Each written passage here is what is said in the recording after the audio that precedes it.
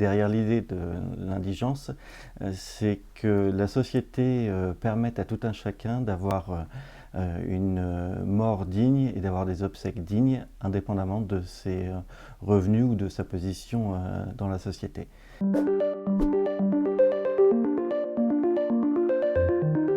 David Sellerier, juriste au sein du groupe OGF, et je vais vous parler aujourd'hui des cas d'indigence. L'indigence, c'est la situation dans laquelle se trouve un défunt et dans laquelle il n'est pas en mesure de payer ses obsèques. Il n'y a pas réellement de catégorie d'indigence. En réalité, l'indigence n'est pas déterminée de façon précise par la réglementation. Il n'y a pas, par exemple, de seuil en dessous duquel une personne est considérée comme étant dépourvue de ressources. En réalité et en pratique, c'est à la mairie de déterminer qui est un indigent ou non.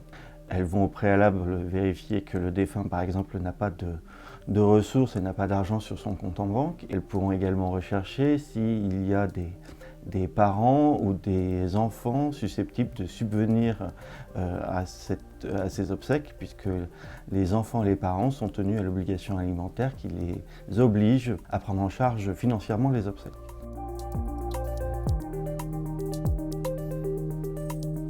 Si la mairie se retrouve dans la situation où personne ne peut payer les obsèques, ce sera à elle de les prendre en charge. Dans ce cas, elle désignera l'opérateur funéraire qui fera les obsèques.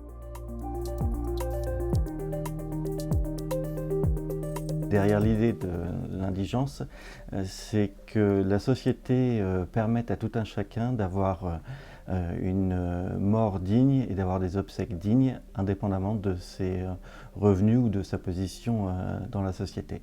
Ça sera la mairie qui déterminera les obsèques tout en respectant les volontés du défunt. C'est la clé de voûte, les volontés du défunt, de toute la réglementation funéraire.